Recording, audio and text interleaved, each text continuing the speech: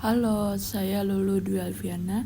Saya akan membahas materi tentang pajak bumi dan bangunan yang berjudul Perdesaan dan Perkotaan. Simak sampai habis ya. Sifat PBB dibagi menjadi 3, pajak daerah, pajak objektif atau bersifat kebedaan, Operational Estimating System menggunakan SPPT. Nah, di sini ada subjek PBB. Subjek pajak orang pribadi atau badan yang secara nyata mempunyai suatu hak atas bumi, memperoleh manfaat atas bumi, memiliki bangunan atau menguasai bangunan dan memperoleh manfaat atas bangunan. Wajib pajak, subjek pajak yang harus membayar pajak. Hak-hak atas bumi dan bangunan PBB mengacu pada Undang-Undang Agraria, yaitu hak milik, hak guna bangunan, hak guna usaha, hak pakaian, dan hak pengelolaan. Subjek pajak apabila subjek pajak yang ditetapkan Dirjen Pajak dirasa tidak benar, maka subjek pajak dapat mengajukan keberatan dengan memberikan keterangan secara tertulis. Pembayaran PBB yang dilakukan WP tidak ada kaitannya dengan status hak kepemilikan objek pajak, sehingga pelunasan PBB bukanlah merupakan bukti kepemilikan hak. Selanjutnya di sini ada objek pajak bumi dan bangunan dibagi menjadi 2, ada bumi dan bangunan. Bumi yang dimaksud yaitu permukaan bumi yang meliputi tanah dan perairan pendalaman serta laut wilayah RI seperti sawah, ladang, kebun, tanah, dan tambang, dan lain-lain sebagainya. Bangunan merupakan suatu yang diletakkan secara tetap pada tanah dan atau perairan pendalaman dan laut seperti rumah, tempat tinggal, bangunan usaha, gedung, dan lain sebagainya. Nah, di sini ada objek yang tidak dikenakan PBB. Tanah dan bangunan untuk kepentingan umum di bidang ibadah, sosial, kesehatan, pendidikan, dan kebudayaan nasional yang tidak memperoleh keuntungan.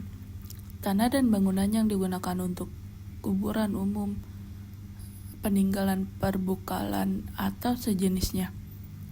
Tanah dan bangunan yang digunakan oleh perwakilan diplomatik atau konsultan berdasarkan asas perlakuan timbal balik. Objek yang tidak dikenakan PBB. Tanah yang merupakan hutan lindung suaka alam, taman nasional, pengembalaan yang dikuasai desa, dan tanah negara yang belum dibebani suatu hak. Tanah dan bangunan yang digunakan oleh perwakilan organisasi internasional yang ditentukan oleh Menteri Keuangan. Nah, di sini selanjutnya ada administrasi PBB. Untuk keperluan pendata, subjek pajak wajib pendaftaran objek pajaknya dengan mengisi surat pemberitahuan objek pajak atau SOPP ke Dirjen Pajak.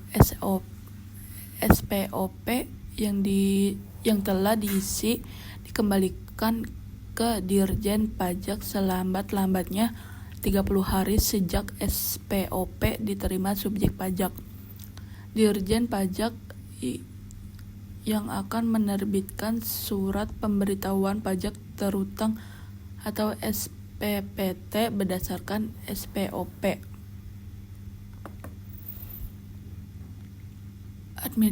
Administrasi PBB. Dirjen Pajak dapat mengeluarkan surat ketetapan pajak atau SKP apabila SPOP tidak disampaikan dan telah dilanggar secara tertulis berdasarkan hasil pemeriksaan atau keterangan lain. Ternyata terdapat selisih perhitungan jumlah pajak yang harus dibayar. Nah, di sini ada selanjutnya ada tarif dasar pengenaan PBB. Tarif untuk Untuk menentukan berdasarkan PBB yang terutang, maka nilai jual objek pajak dikalikan dengan tarif tinggi sebesar 0,3% atau Undang-Undang Nomor 28 Tahun 2009. Nilai jual objek pajak atau disebut NJOP ditetapkan per wilayah berdasarkan keputusan Menteri Keuangan dengan mendengar pertimbangan gubernur. Harga rata-rata yang diperoleh dari transaksi jual beli yang wajar, tarif dan pengenaan PBB berdasarkan harga dengan objek lain yang sejenis yang diletakkan berdasarkan dan fungsinya sama dan telah diketahui harga jualnya. Nilai perolehan baru, penentuan nilai jual objek penggantian. Nah, selanjutnya di sini ada nilai jual objek pajak tidak kena pajak atau disebut NJOP TKP.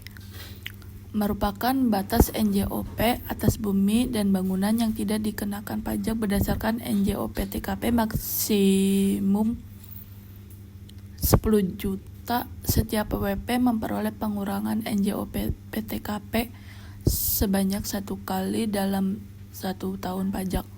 Apabila WP mempunyai beberapa objek pajak, maka yang diambil berdasarkan nilai terbesar bukan gabungan dari beberapa objek pajak berdasarkan NJOP PTKP ditetapkan oleh Kepala Kantor Wilayah Dirjen Pajak atas nama Menteri Keuangan dan pertimbangan pendapat Pemda. Nah, di sini ada pengurangan PBB. Objek pajak terkena bencana alam atau sebab lain yang luar biasa. Kondisi tertentu sehingga objek pajak terletak di lokasi yang nilai jualnya tinggi sedangkan penghasilannya hanya dapat di satu tempat dan tidak mampu untuk memenuhi kewajibannya. Syarat pengajuan pengurangan diajukan secara tertulis dalam bahasa Indonesia dengan sertai alasan-alasannya. Melampirkan fotokopi SPPT yang bersangkutan dan bukti-bukti lainnya yang mendukung. Surat pengajuan pengurangan hanya untuk 1 tahun pajak dan 1 tahun objek pajak. Dikirim selambatnya 60 hari sejak tanggal diterimanya SPPT oleh wajib pajak. Cara menghitung slide yang selanjutnya. Tarif tunggal paling tinggi 0,3%, NJOP KP sama dengan NJOP dikurang NJOP TKP. PBB sama dengan tarif dikali NJOP KP. PBB sama dengan 0,3% dikali NJOP dikurang NJOP TKP.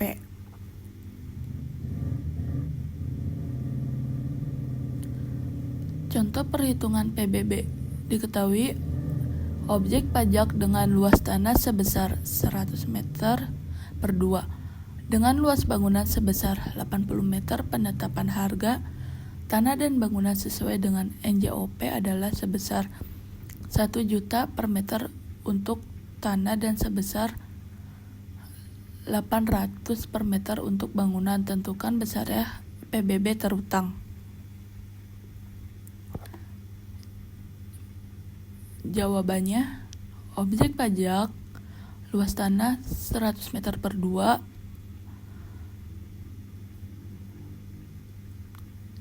100 meter per 2 dikali 1 juta. 1 juta dikurang 64 juta dikurang ditambah 80 meter per 2 Rp 800. Luas bangunan 80 meter per 2. NJOP dasar pengenaan pajak pengurangan. NJOP TKP 1.039.000 rupiah sama dengan 25 juta.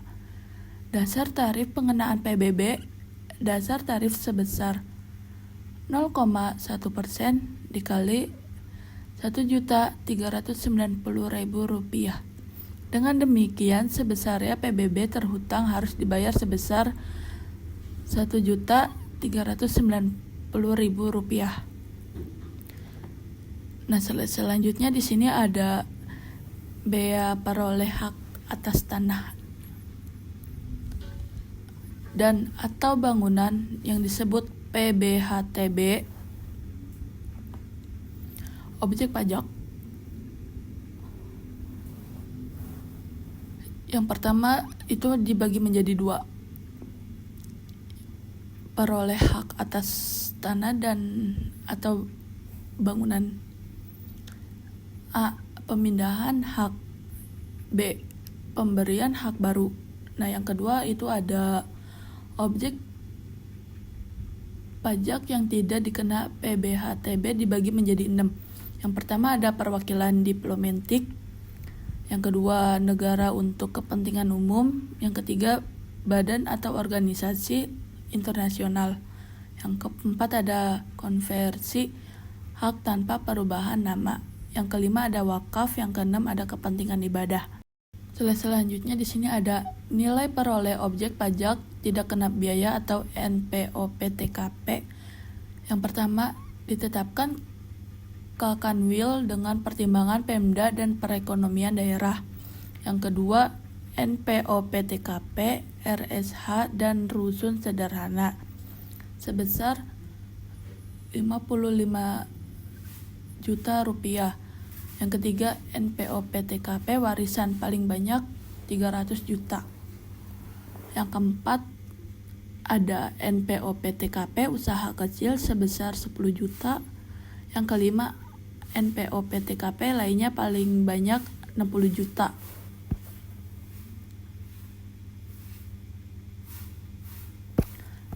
Tarif dan hitung pajak.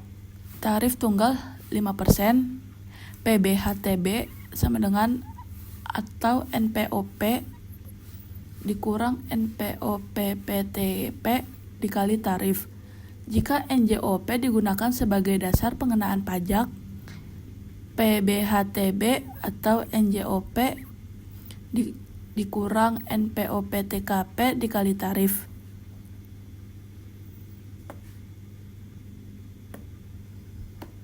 Nah, di sini ada slide selanjutnya ada contoh perhitungan PBHTB. Diketahui objek pajak PBHTB sebagai berikut. Objek pajak. Luas tanah 100 meter per 2.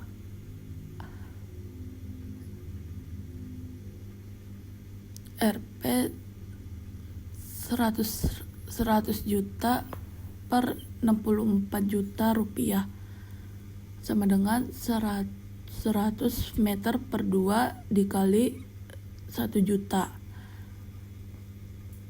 Luas bangunan 80 meter per 2, 80 meter per 2 dikali Rp 800.000 rupiah.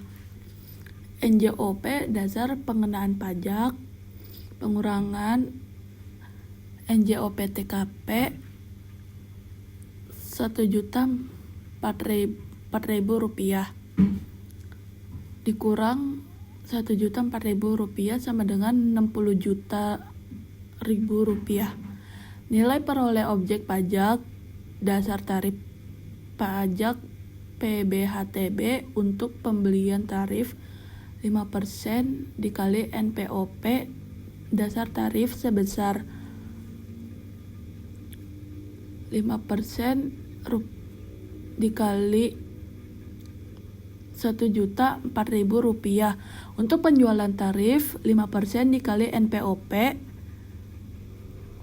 dasar tarif sebesar 5% dikali Rp1.604.000.